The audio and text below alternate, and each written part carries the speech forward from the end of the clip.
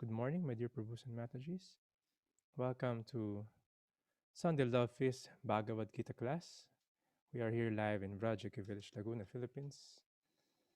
And I would like to welcome everyone. Kishori Radha Mataji, Hare Krishna. Back to Ron Prabhu, Hare Krishna. David Prabhu, Hare Krishna. Ratnavali Devidasi Mataji, Hare Krishna from New Zealand. Kanai Krishna Prabhu, Hare Krishna. Raymond Prabhu, Hare Krishna. Kaiser Prabhu, Hare Krishna. Raul Prabhu, Hare Krishna. Chantal Mataji, Hare Krishna. Back to Rodel from Caloocan, Hare Krishna.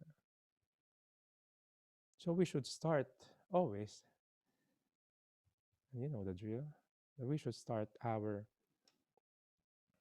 Bhagavad Gita class and any spiritual activities that we're about to do should be in the right mood, in the mood of humility and the mood of service and requests by reciting the invocation mantras. So join me as we recite the mantras.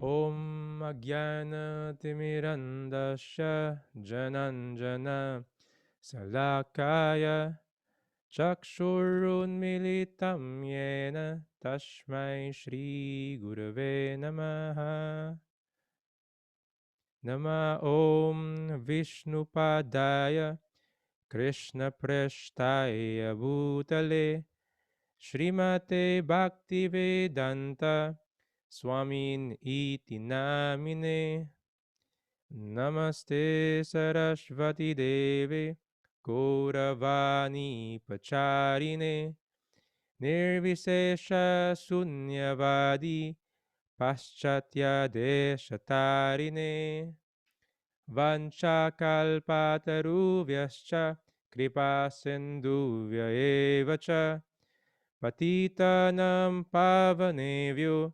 Vaishnavevyo Namo Namaha Jaya Shri Krishna Chaitanya Prabhu Nityananda Shri Advaita Gadadhara Shrivashade Gaura Bhakta Brinda. Everyone, Hare Krishna, Hare Krishna, Krishna Krishna, Hare Hare, Hare Rama, Hare Rama, Rama Rama, Hare Hare. And secondly, I would like to beg for the blessings of our dear senior devotees who are attending this Zoom meeting, and also all the Vaishnava, to please bless me so I could share something beneficial for everyone and will be beneficial for myself. So welcome sa ating, okay, I could speak the local language. Welcome sa ating Bhagavad Gita as it is, class for our Sunday Love Fest in the chapter 3, Karma Yoga, verse 21, we entitled Servant Leadership. So if you have your Bhagavad Gita, you could open it in that verse, chapter 3, verse 21. Om Namo Bhagavate Vasudevaya. Om Namo Bhagavate Vasudevaya. Om Namo Bhagavate Vasudevaya. Yad yad aya acharati shreshtas tad tad evetaro janaha sayat pramanam kurute lokastad anuvartate yad yad acharati shreshtas tad tad evetaro janaha sayat pramanam kurute lokastad anuvartate yad yad acharati shreshtas tad tad evataro janaha sayat pramanam kurute lokastad anuvartate. Word per word translation. Yat yat, whatever. Acharati, he does. Shreshtas, shretaha, a respectable leader. Tat, that. and that alone. Eva, certainly, itaraha, common. Janaha, person. Saha, he. Yat, whichever. Pramanam, example. Kurute, thus perform. Lokaha, all the world. Tat, that. Anuvartate, follows in the footsteps. Translation and purport by His Divine Grace, A.C. Bhaktivedanta, Srila Prabhupada, Ki Jai. Translation: whatever action a great man performs, common men follow, and whatever standards he sets by exemplary acts, all the world pursues. Purport: people in general always require a leader who can teach the public by practical behavior. A leader cannot teach the public to stop smoking if he himself smokes. Lord Chaitanya said that a teacher should behave properly before he begins teaching. One who teaches in that way is called Acharya, or the ideal teacher. Therefore, a teacher must follow the principles of Sastra, scripture, to teach the common man.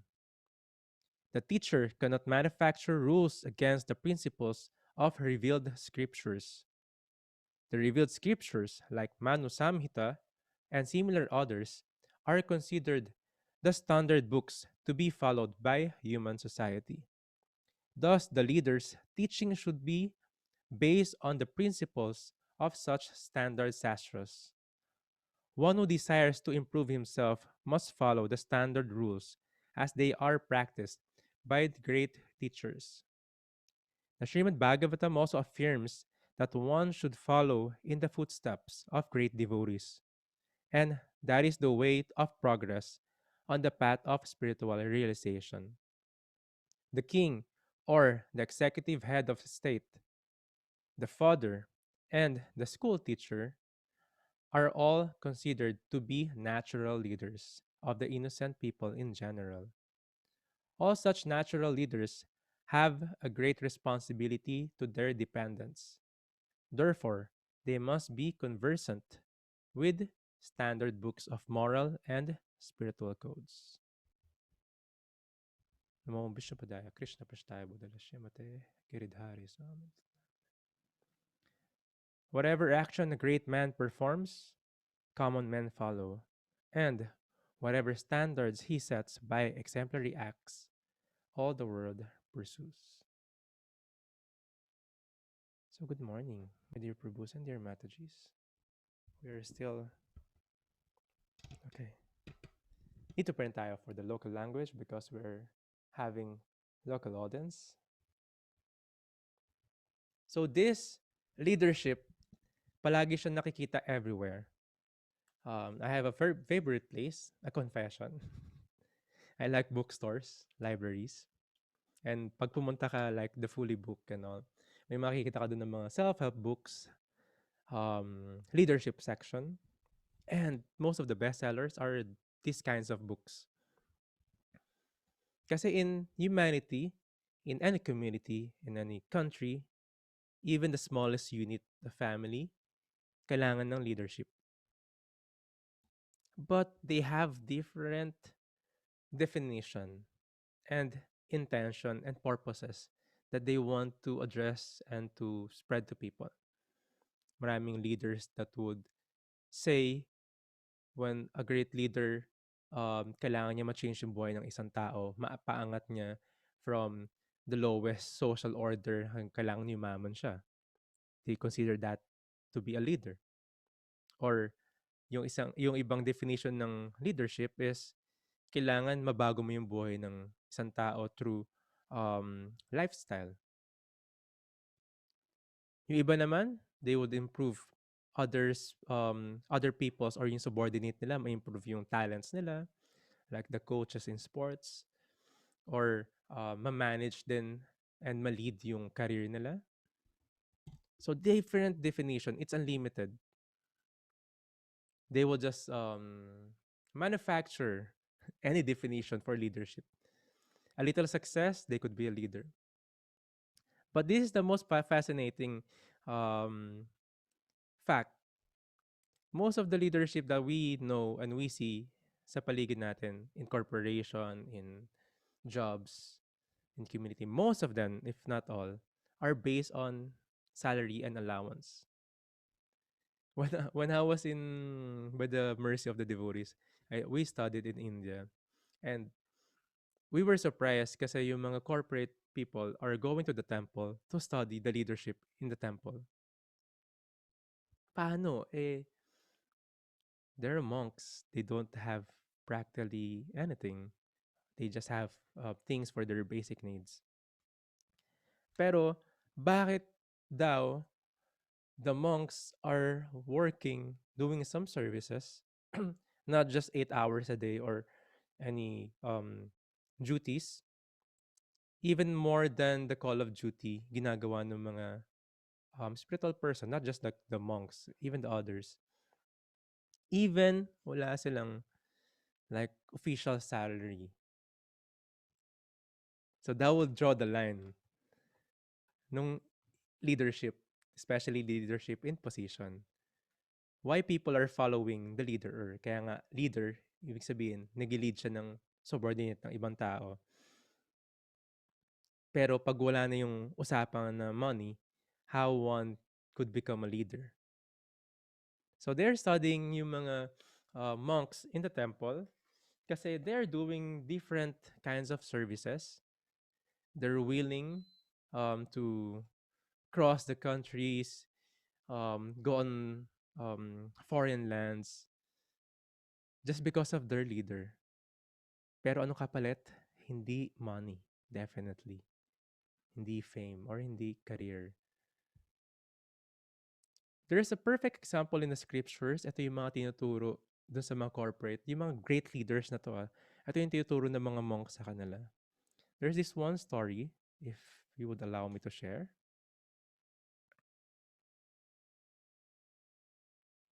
From the scriptures, it is a pastime of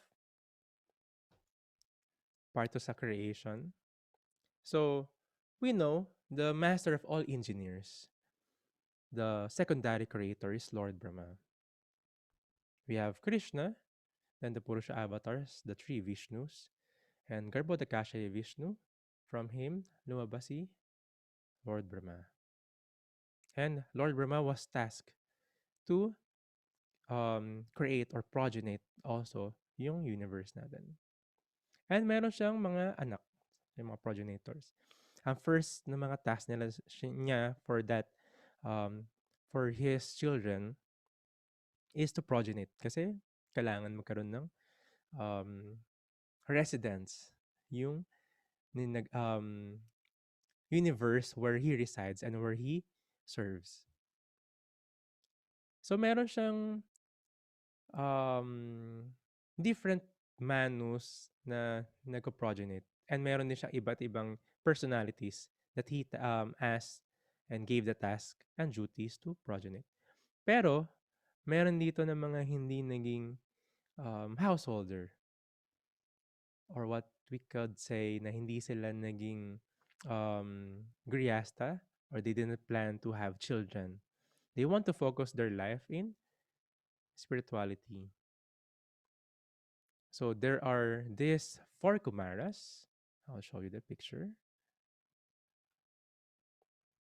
Where, because of their tapa or austerities, and also their dedication to spiritual um, practice, they wanted to become brahmacharis, or just students, celibate practitioners. And because of their tapa or austerities, they could remain in a childlike body, very innocent. Senses are very tamed. So they could remain brahmacharis.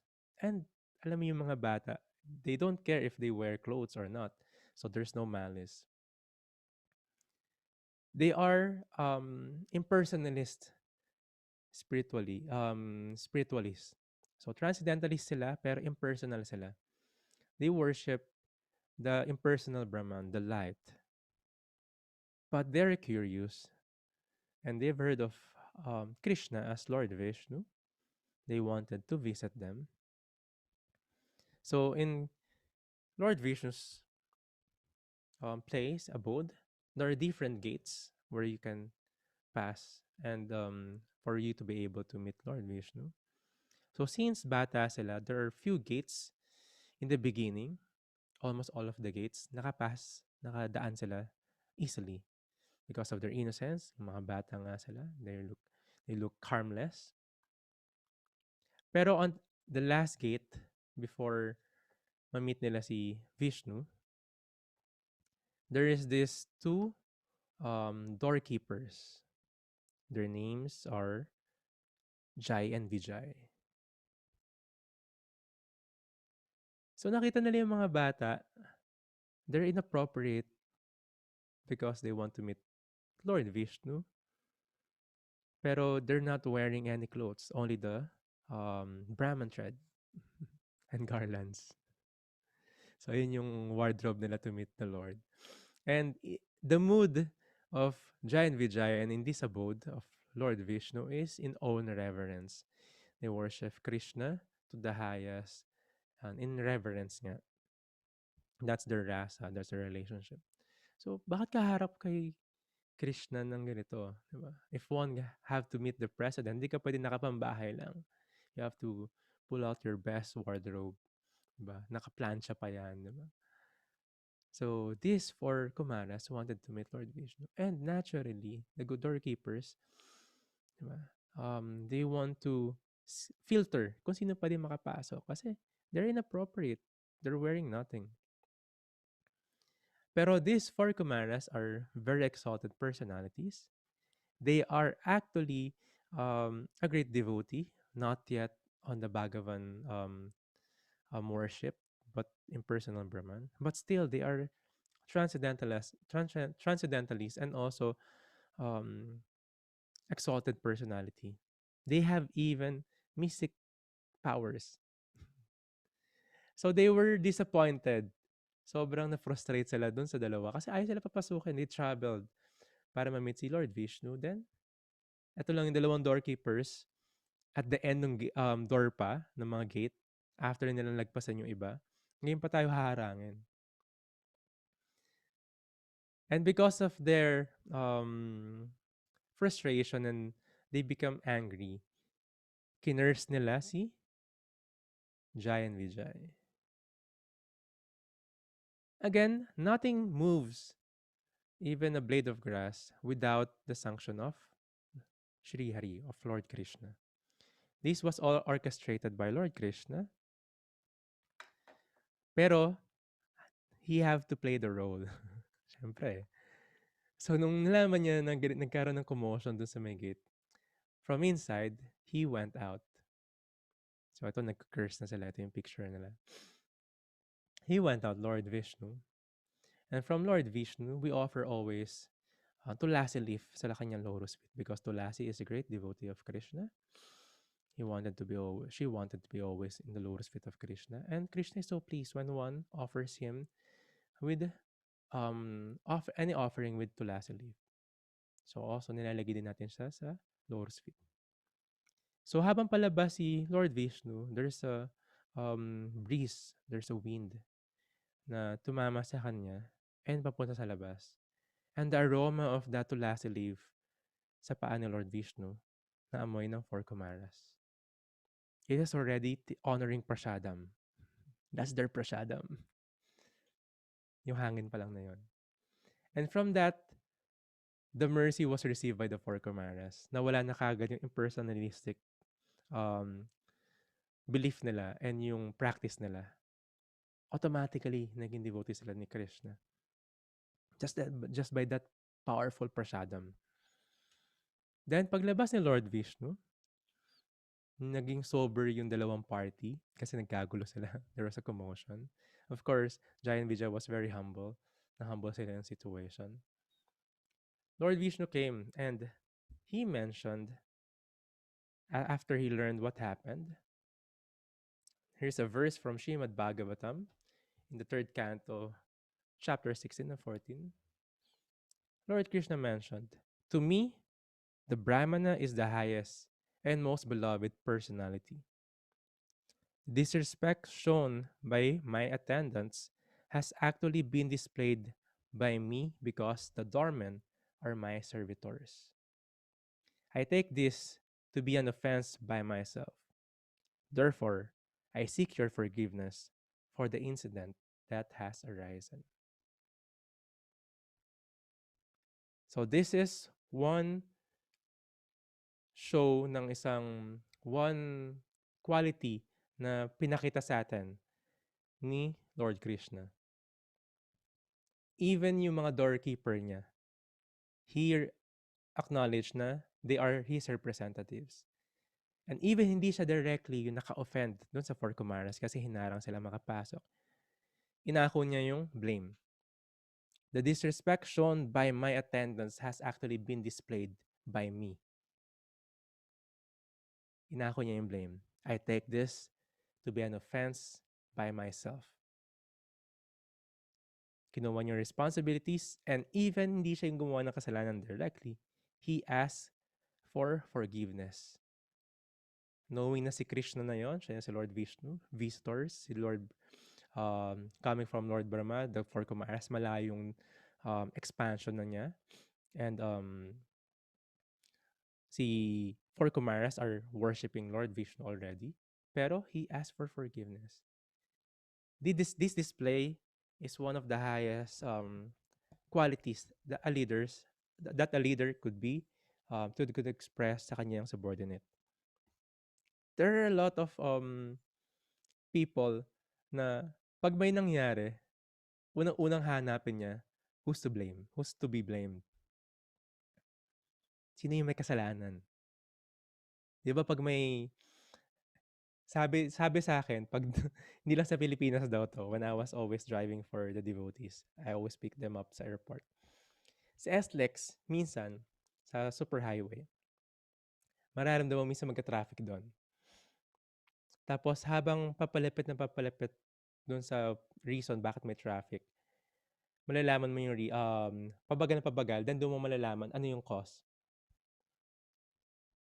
So madalas nangyayari, even yung accident na nag-cause ng traffic is on the other side. Or kunyari, northbound, pabalik pa lang kami, southbound. Even yung accident na sa kabilang side and may barrier naman, hindi directly affected yung side namin. Nagka-traffic pa rin na matindi. Why? People are always slowing down to check ano nangyari sa kabilang side. Sabi nung kasama ko na sinundo ko from the airport, hindi lang pala sa Pilipinas yun. All along, I am thinking na sa Pilipinas na nangyayari yun. Sabi niya all around the world. And ano yung unang inaalam ng mga tao pag nakikita nila yon? Instant investigator sila. Ito yung nangyari tapos humarang yan. Ito yung may kasalanan.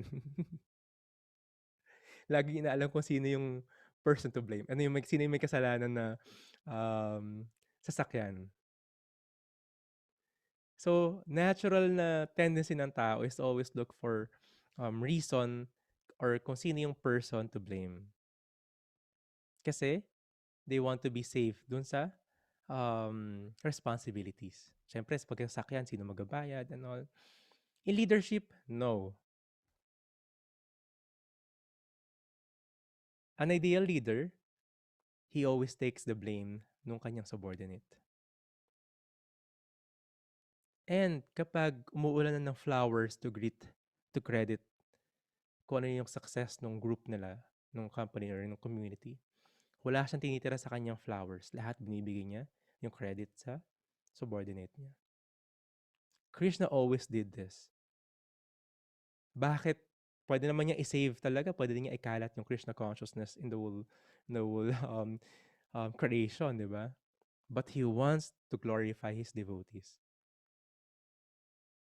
Pwede naman siya gawa na ng mga avatars niya, but merong Satyavest avatar, but may mga empowered leaders and devotees. Sobrang pleased siya pag nakikita yung mga devotees niya are being pleased, then may being glorified. And the perfect example of Lord Chaitanya, he doesn't want to be considered as the supreme personality of Godhead. He always give the credits as well sa kanyang mga disciple. He even didn't write any um, scripture na madadami, si Lord Chaitanya. Pwede mo niyang gawin yan eh. Just like the previous acharyas. But as a perfect example, bumaba siya as a devotee. He tasked yung ganitong duty to write literatures and scriptures and to excavate yung mga pilgrimage, yung mga place of pilgrimages. Kayang alamin nyo kasi siya yon. Pero binigay niya yung task na yon sa six Goswamis, specifically kay Rupa and Sanatan Goswami. He wrote the 8 verses or the 6 Shastakam. So he wants the subordinate to be glorified. So this is one character ng isang leader. They don't want the credit or they give it away to their subordinate. But kapag may nangyaring mali, even yung the end nung pinakadulo nung organizational chart, he wants to take the blame. Krishna exemplified this. So, sino ba yung pwedeng gumawa lang nito? Kailangan ba may position? Kailangan ba temple president ka? Or board member ka? Or in a company, kailangan ba CEO ka? There are leaders who are in position and there are leaders who are without position. Pero both could be considered leaders. So if one, sabi sa last sentence sa purport ni Srila Prabhupada, if one is a king or executive head of state, so napakalaking responsibility nun. King could be like an emperor buong mundo. The father, sabay maliit na unit, if you're a father. Or a school teacher, so we have school teachers here. Yan, sila Mother Ratna Valley. So a school teacher. They are natural leaders. Natural leaders have a great responsibility to their dependents. So ano yung kailangan gawin ng isang leader if one, alam mo yun, parang, if you're a father, automatic leader ka na. There's a small you, pero you want to raise him a better person than you or the better version of you. Ayun yung role ng isang father. So if one is in this position, ano dapat yung gawin ng isang person having the role ng natural leader, having a leadership role? Sabi ni Srila Prabhupada, therefore, they must be conversant with standard books of moral and spiritual codes. So ano yung mga moral codes na yon and spiritual codes na yon? Ano yung books na yon? Is the Srimad Bhagavatam and the Bhagavad Gita. That is the guideline. That is the rule book how to become a leader. Walang ibang other leadership books that could compare to the scriptures. Kasi sino yung nagbibigay ng example? Si Krishna mismo. Lord Chaitanya even mentioned here that teachers should behave properly before he begin teaching. The perfect example sa Philippines, I've heard that many times before when I was younger. Habang nagyoyosi yung isang person, dapat di ka nagyoyosi, masama to. O kaya pag sa inuman, diba? The kids will be there. Oh, bawal ka uminom, hindi maganda yan. Pero they're doing it.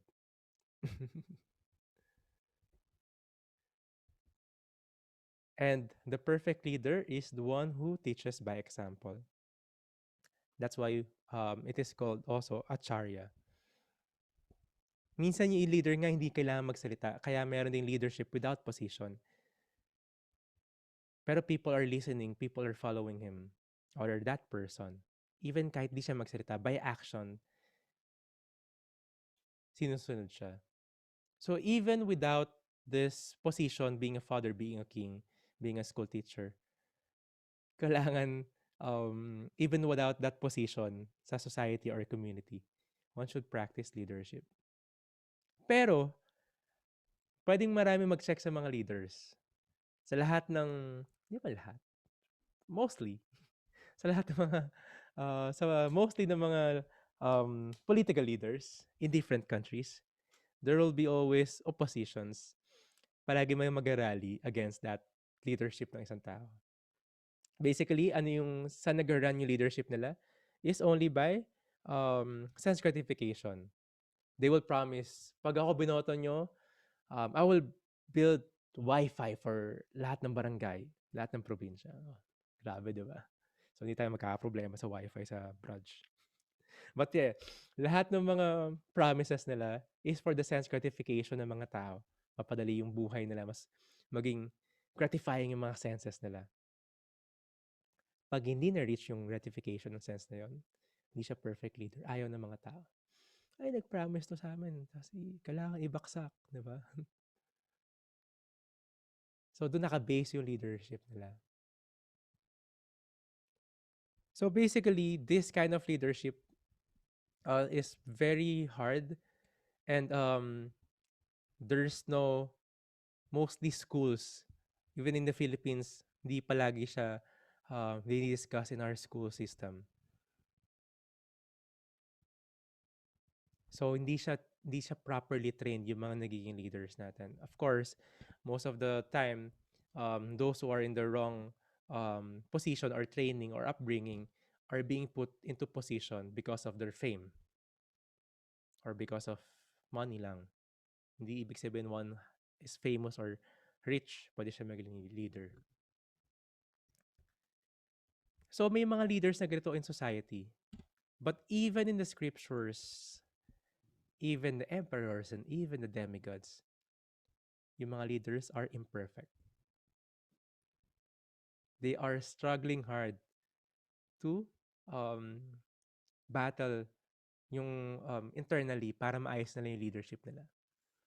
Even the father of the creation, Lord Brahma, nung lumabas na siya, balik tayo dun sa kay Lord Vision, lumabas siya kay Lord Vision sa navel, nung nag-perform siya ng austerities para malaman, ma-receive niya yung knowledge, nalaman niya yung, ano niya, yung job order niya from Lord Vishnu.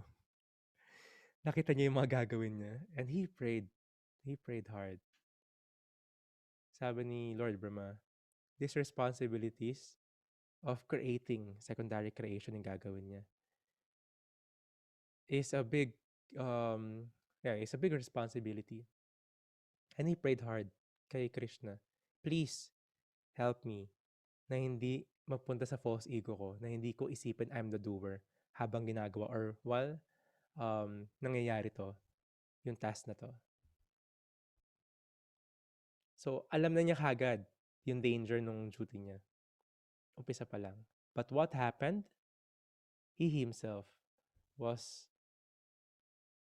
under illusion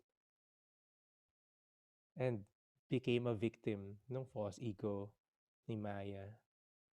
Siya na yung, sino pa ang leader in this creation aside from Krishna's incarnation? Sino pa yung leader na pwedeng, if not, he's the highest, na pwedeng ikumpara sa kanya? He's managing, he's leading the whole universe. Hindi lang one world as the emperor or one country as a president, the whole universe. Pero many times, nangyari sa kanya yon. There is the Brahma Vimohan Lila, where he hid yung gopas and the calves and the cows, thinking na si Krishna is an ordinary person. He wanted to test him, even though siya yung humiling kay Krishna para bumaba dito. He even got attracted to an opposite gender. And sa kanya galing yon. Anak niya yon, officially. So there's this instances na nangyari sa kanya. And also the incident of when he was invited, he went to Lord Vishnu. Yung doorkeeper, tinanong siya, sino po sila? And sabi niya, I'm Brahma. Yung doorkeeper pumunta kay Krishna, then bumalik. Sinong Brahma daw? I'm the Brahma. Thinking na siya yung only Brahma and only being proud. Then the incident came na si Krishna pinababa lahat ng Lord Brahmas in the whole creation in different universes. And siya lang yung may pinaka-onting ulo, 4 lang yung ulo niya. The rest have hundreds, thousands, and even millions of heads. Matagal ko na-imagine paano ido-drawing yun or paano yung millions of heads na yun, gaano kaliit yung body or anyway.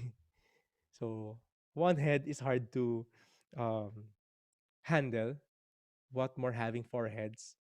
Ganun daw katindi yung responsibility niya kaya siya may four heads din. So, yung responsibility niya, yung duty niya, napakaliit lang compared dun sa million of heads ng Lord Brahma. So, even si Lord Brahma was victimized by false ego and Maya. He is an imperfect leader. Lord Indra even. Lord Indra, napakataas din na position niya. He more than once offended devotees and Krishna. Yung pastime na Giriraj Govardhan Lila. He wanted to kill the residents of Braj, even Krishna. Ini-struck niya ng thunder and pinapabaha niya dun sa Braj. He's a great leader. And the ninth canto of the Srimad Bhagavatam, King Yayati was there. He's a great leader, an emperor, but he was a victim of sexual desire. He was cursed already na maging matanda siya, King Yayati, but he have to beg sa mga anak niya para makipagpalit ng youthfulness, para ma-enjoy pa rin niya yung sexual desire niya.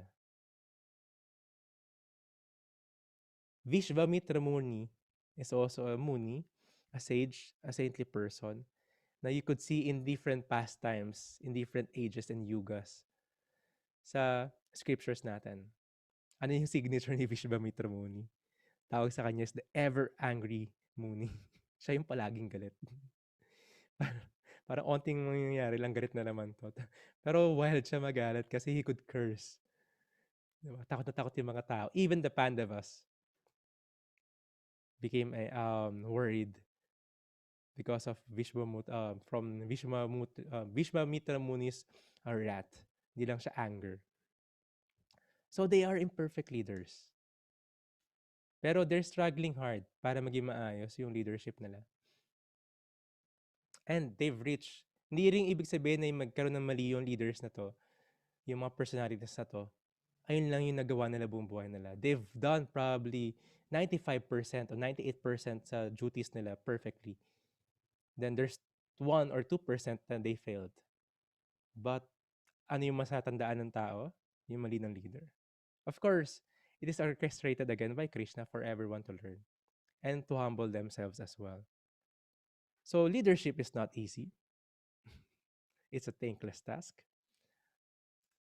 Some of them even fall down, accidental fall down. But Krishna said in the Bhagavad Gita that even these devotees of his might have accidental fall down, but if they are still engaged in devotional service, specifically spreading Krishna to others, he is still considered as a sadhu, a saintly person. So if one is a leader having this position, one to have to nourish yung leadership niya by the help of the scriptures, by the help of other leaders.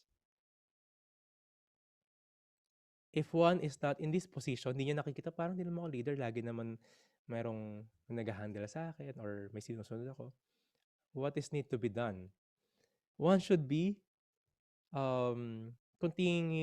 magko-continue sila to help out.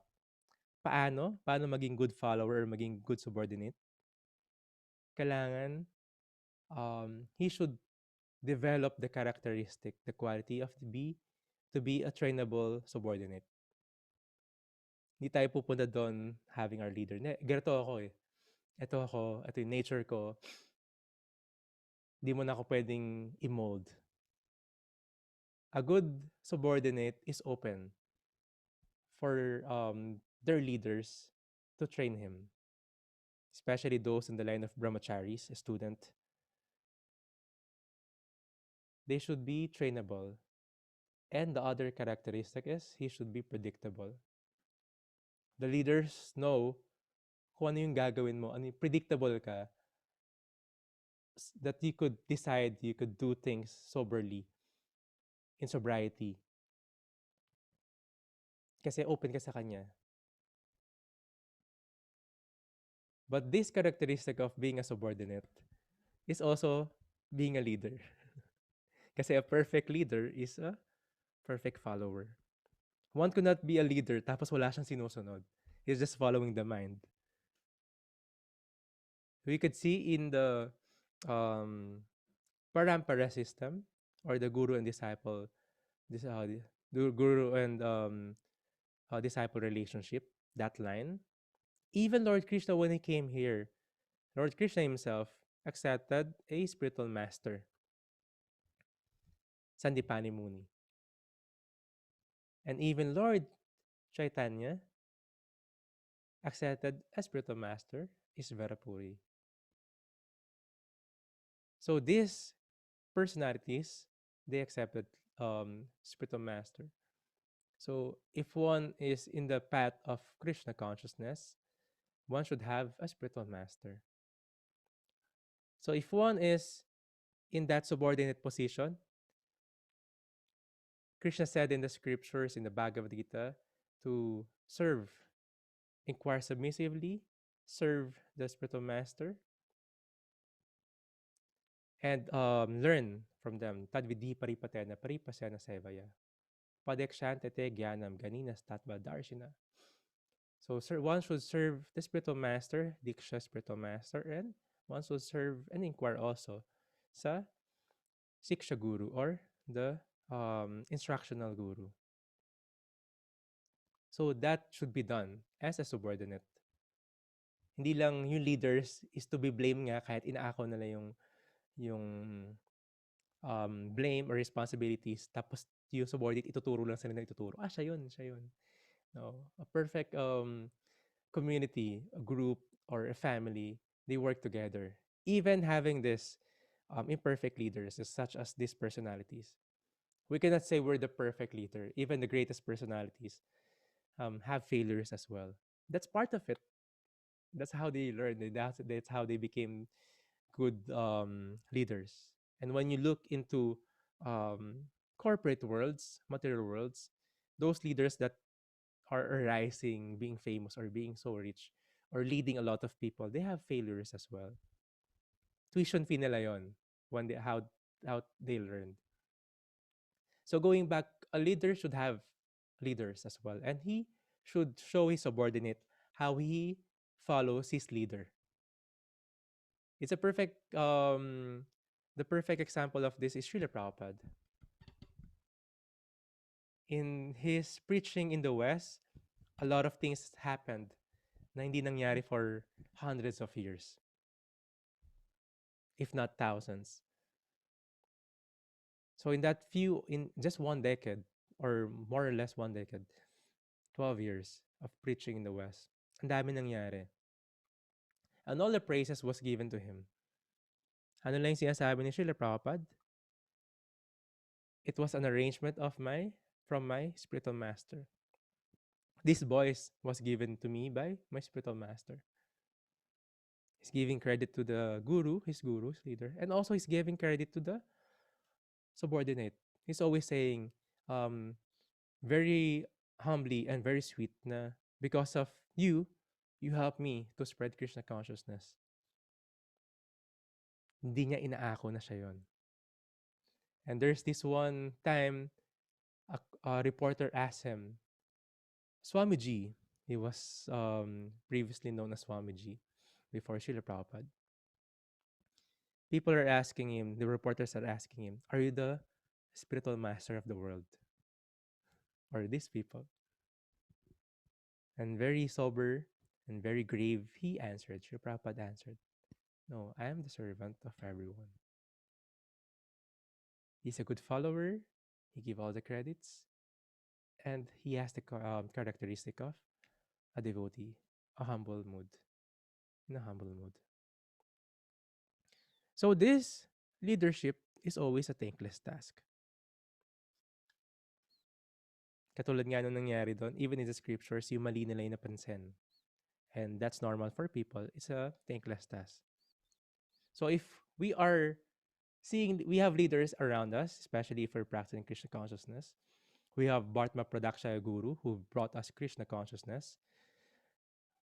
It could be books or other living entities, but most of the time tao yon living and human sila or sila yung unang human, isang devotee na nag-assist sa atin.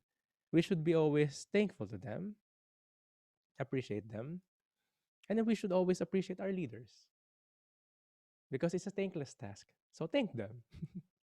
That's the most that we can do. Kasi that responsibility, even in the scriptures, those leaders that we have, even our wrongdoings, our karmas, they take percentage of it. Percentage ng karma ng subordinate nila, nakukuha nila. Bad karmas. Meron din yung leaders because of their leadership. As well as, pag nag-improve din sila, they are getting those credits as well. So these are the thankless tasks na ginagawa ng leaders. Sobrang hindi siya biro. And especially in the spiritual community, in the Krishna consciousness, you don't get tax, you don't get special, how do you call it, treatment, di ba? If one is trying to serve more, being a leader. That's the difference in spiritual leadership because it's always servant leadership. The mood is to serve them. Just like Srila Prabhupada, I'm the servant of all. But in other people's perspective, he is leading them. See, Srila Prabhupada, he is serving them. So ano yung pwedeng gawin ng isang leaders is to always be in line in the scriptures. If one is not in that leadership position, I'm just a simple aspiring devotee. Doon tayo nagkakamali. We're thinking, sa kanila yung responsibility, sila lang yon. Dito lang ako sa paligid, sa gilid. Diba? Observer lang ako. Magtitingin-tingin lang ako. I'm just gonna practice by myself. Sadly, it is not that factual na ganun talaga. If one is chanting Krishna's name, Hare Krishna Mahamantra, one automatically becomes a Sankirtanier. When one practices Krishna consciousness, people outside, people who are not practicing Krishna consciousness, will see you as their role models, as their leaders. At kahit di ka magsalita, our actions are leading the whole society. So, ano kailangan gawin natin when one practice Krishna consciousness, even without the title or na leader, but automatically we're leading servantly, serving and leading the society. One should always live their lives Krishna consciously. We should not be fanatic and just be hard on ourselves, but we must be stepping up the game palagi. Kasi our actions would attract people to practice Krishna consciousness. There might be sincere souls. There might be very ripe fruit na ready na siya sa Krishna consciousness. But when he meet one devotee na hindi acting accordingly, he might be so fanatic or so rude. Dapat ganito yung ginagawa mo, mali yan. He's always parang naggagala siya na may red ball pen. Parang naka-red ball pen siya. Nagagala siya. Ay, hindi dapat ganyan.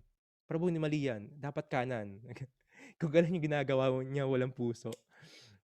And one could feel, that sincere soul could be turned off. Pwede siya ma-turn off sa practice na, kala ko ba, Krishna conscious. Tapos, back to yoga. Love. Yoga of love. Bakit parang pag nandito ako, parang ang nararamdaman ko, mali lang ako palagi. So, kahit na hinog na siya, but yung meeting niya with that, what we could say, immature practitioner, kahit matagal na siya, he could be also immature. People could turn around. And hindi lang siya isang beses mangyayari. Many times it could happen. And it happened already. So, the best thing that we could do is to contribute. How? Make ourselves in the line ng follow the footsteps ng mga great leaders natin, great spiritual masters natin, great devotees. Not just the theory, Na ito yung sinabi niya, number one, number two, for ano, ganito, for principles, blah, blah, blah. How they act as well. In the Bhagavad Gita, it is mentioned the sign of, or evidence of one is advancing Krishna consciously. He becomes prideless, he becomes humble.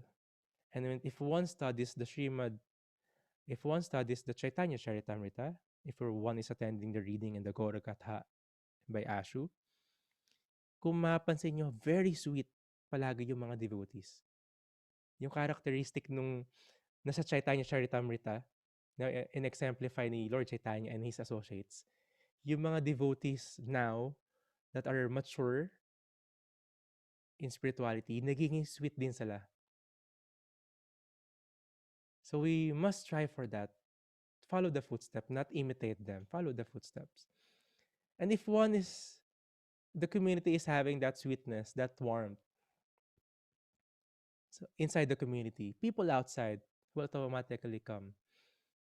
Sometimes, yung belongingness, yung warmth and hospitality, yung sweetness ng devotees yung nagugustuhan nila before the chanting, before the reading, before anything else, the people. There's this one story, isang teacher namin sa Bhakti Sastri in India. He's an, he has this Indian body, ano na rin siya, waiting list for to become a guru very soon. He served in Govardhan Palace. His Holiness Tamal Krishna Goswami back in the day. Bata pa siya noon, pero si Gurudev is sannyasi already. So he's serving. So Gurudev noticed this Indian brahmachari is serving him. And sinabi niya ni Gurudev sa brahmachari na yon na people from the West, hindi naman sila ganun ka well-versed or interested lahat sa kanila yun na sa scriptures or sa philosophy. Hindi nga sila makabasa ng Sanskrit na maayos, di ba? So, mas yung Pinoy nga, mas magaling magbasa ng Sanskrit than other countries kasi we're very near yung how do we read and pronounce. Anyway, so kinukwento niya yun sa brahmachari na yun. Yung teacher namin, nung bata ba siya. Kinukwento ni Guru Dave. Sabi niya, did you know paano kami na-convince na si Lord Krishna is Supreme Personality of Godhead? So, nagkataka yung student na yon, yung servant na yon. So, ang dapat niyang iniisip na pwedeng hulaan yung sagot. Pero he just asked, how? Sabi ni Gurudev, because Srila Prabhupada said so. If sabi ni Srila Prabhupada, this is the Supreme Personality of Godhead, that is the Supreme Personality of Godhead, maniniwala sila. Kasi they could feel yung warmth, yung love, yung hospitality, and even yung purity ni Srila Prabhupada as a great leader. Even hindi pa nila babasa yung scripture kasi hindi naman sila, without the mercy of Srila Prabhupada, hindi nila maintindihan yun eh. But of course, a great leader would lead his subordinate to Krishna consciousness. So that is the role of a leader. Ultimately, to bring Krishna, to bring the subordinate, to bring people closer to Krishna. As Srila Prabhupada, one of his disciples, His Holiness Giridhari Guru Maharaj, Giridhari Swami Guru Maharaj, he mentioned, I will paraphrase, he mentioned that people have different paths to cross and to attain Krishna. Our role as aspiring devotees is to build that bridge.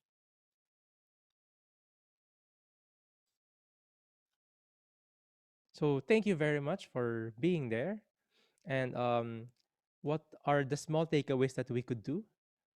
We should always practice by doing our sadhana, always chant your rounds, read Srila Prabhupada books. And one would be able to taste yung practice. And hindi tayo end users. Hindi sinulat yung libro para sa atin lang. Yes, part tayo nun. Pero we must take part dun sa pastimes ni Lord Chaitanya in spreading Krishna consciousness. We should distribute Srila Prabhupada books in different creative ways. Internet is always there. Or even the smallest conversation we could always share to others. Even your Facebook page, your Facebook accounts, your social media accounts, you can share Krishna to them. in many creative ways. So that is my takeaway. And I'm praying for the blessings of everyone. By your mercy, please bless me that I could practice that everything that I've mentioned today. And before everything else, let's read some takeaways. And if you have questions, you can write it or you can raise your hands. From Bhaktin Chantal, I read this. Prabhu, what does the Gita say about what the subordinate should do if there is bad leadership? So in the Vaishnav etiquette, very nice question, Bhaktin Chantal. Of course, it would be laging depende yan eh, if the leadership, what is the motivation of that leader? If it is just material leadership, medyo out of influence natin yon. If, of course, if medyo close mo yung leader na yon, you could try to convince or share something. If it is very close to you, if there is a bad leader or they're experiencing some tribulations or rough roads, us being the subordinate, we should help the leader. Even without that struggle nila, kailangan tinutulungan natin palagi yung leader. There are ways and means how to. Of course, being a good subordinate, being a good student, being a good disciple, that's the best way. Sometimes we could not directly help the leader. We could approach other leaders who are close to them, other seniors. We could help them. There are also guidelines in the Vaishnav etiquette in our scriptures. If the leaders is just like King Vina, ang ginagawa niya all throughout is even a lot of chances. Ginagawa niya is tinatanggal niya lahat ng worship kay Krishna and gusto niya mapunta sa kanya. So, extreme example to, hindi natin pwede gawin to. The Brahmanas killed him by the mantras. Kasi he would make much more chaos. So, hindi natin pupuntahan basta-basta yon. We would kill a leader because of by doing the mantras. I don't know if we could do that as well. Pero, we should help the leaders. How to know if he's a good or bad leader? Sasabihin sa scriptures. We could learn. The perfect example na binibigay from the scriptures is si Krishna himself and our spiritual masters, the acharyas. One should always pray for our leaders because they're very close to Krishna, especially kung we're talking about spiritual leadership. For Krishna to protect them as well, to help them to ease their some of the service para ma-perform din nila and makapag sada na rin yung mga leaders. So we should always protect and serve the leaders. So bad leadership, we should always pray for them. Even not in Krishna conscious leaders, even in our country, we should always pray for them. In the first part ng first canto, ng first chapter ng Srimad Bhagavatam, Srila Prabhupada emphasizes that these scriptures is directly meant for the leaders ng society. They should be Krishna conscious. So if you know some leaders, so give them Bhagavad Gita. So invite them in the classes. If the leaders in society are Krishna conscious, just like the old times in the previous yugas, they could lead yung whole, hindi naman buong mundo ngayon, pero the subordinates, the students, the humanity to be closer kay Krishna. That's the original duty ng isang leader. Kaya sila tinatawag na, yung mga kings noon, hindi lang sila normal king, mga emperor sila, Woolworth. Tinatawag silang Raja Rishis. They are saintly kings. So that's the ideal. Of course, we cannot demand it to them. But we could do little things. So hopefully, nasagot natin yung question ni Chantal Mataji. Thank you very much for that wonderful question. Mother Ratnavali is one of the teachers here in Gurukul before, and also very sweet Mataji. My takeaway is we are also fortunate to be in the association of genuine leaders in Krishna consciousness in different levels. Yes. Our service is to always appreciate the sacrifices of our leaders. And in that way, we learn from them and imbibe their good Krishna conscious qualities. That's very true. We always celebrate, commemorate, and relish yung mga pastimes ng ating great leaders in our society, in Krishna consciousness. That's why hindi tayo mag-asawa sa life ni Srila Prabhupada, ng mga incarnation ni Krishna, ng mga acharya sa atin. We always celebrate. May mga festival pa nga tayo, di ba? In their appearance and disappearance. Even disappearance, akalain mo yun, there's a festival to commemorate their leadership, their genuine leadership. Because they live their lives in accordance to the sastra, the guru, and the sadhus. And for what purpose? To spread Krishna consciousness na umabot ng future generations. And we not just glorify them, we also serve them. For one to be able to imbibe the quality ng isang great personality, if you want to imbibe humility ng isang tao, if you want to imbibe yung puso niya in cooking, serve that devotees. That will be the easiest way to imbibe that qualities. If you please them, then you're having that wonderful association. One could develop that Krishna conscious qualities. So maraming salamat Ratna Valley Mataji for a wonderful takeaway. And yes, we in different levels, we have the instructions and physical presence ng ating mga spiritual teachers, spiritual gurus, spiritual masters. We have also the instructions and association ng ating great leaders such as Srila Prabhupada in his Vani or instructions by words through his books. So, we have always the association of genuine leaders. Baka genuine, their only business, their only intention is to bring other conditioned souls closer to Krishna. So thank you very much, my dear Prabhus and dear Matajis. And before we end, may we request everyone to open their cameras. So, picture muna tayo.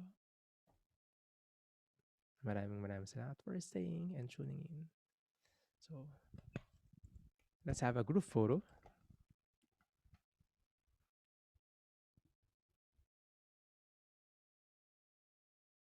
And let's ask everyone to open their cameras.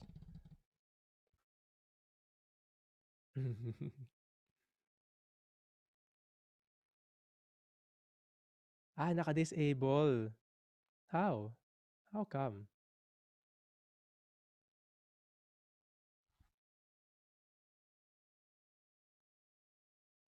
So, how to enable?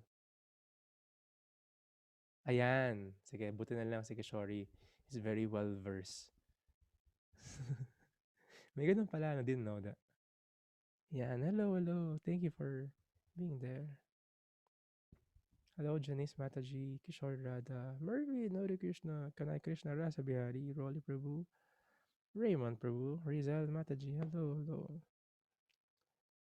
Raul Prabhu, David Prabhu. Yan. So count of 3 eyes in the camera. Smile tayo. 1, 2, 3. One more, 1, 2, 3. Thank you very much. And I'm so humbled and honored by your presence. So don't forget, tonight there will be Village Talk, 7 o'clock. Continue pa rin yung programs every morning. There is Japa session every 5:30 to 7 o'clock in the morning. So if you want to finish your rounds, have the association of devotees while doing Japa, you can join anytime, log in and log out anytime between 5:30 to 7. 7 to 8 is an everyday podcast regarding the Srimad Bhagavatam. More than a week pa lang kami pero nasa third chapter na kami ng first canto. Napakaganda ng mga conversation doon. You can join. And of course, 8 o'clock and 11 o'clock palapit tayong announcement and classes by His Holiness Giridhara Swami Guru Maharaj and Ashu Krishna Baladev Prabhu. So maraming salamat. I'm honored and humbled. And please tune in sa mga announcement in our group chats for association natin in Zoom meetings. Grantaraj Srimad Bhagavad Gita Ki Jai. Srila Prabhupada Ki Jai. Gaura Premanande Hari Bol. Thank you very much. Ki Shila Jai. Guru Maharaj ki jai. Thank you very much. Hare Krishna, everyone. Happy Sunday.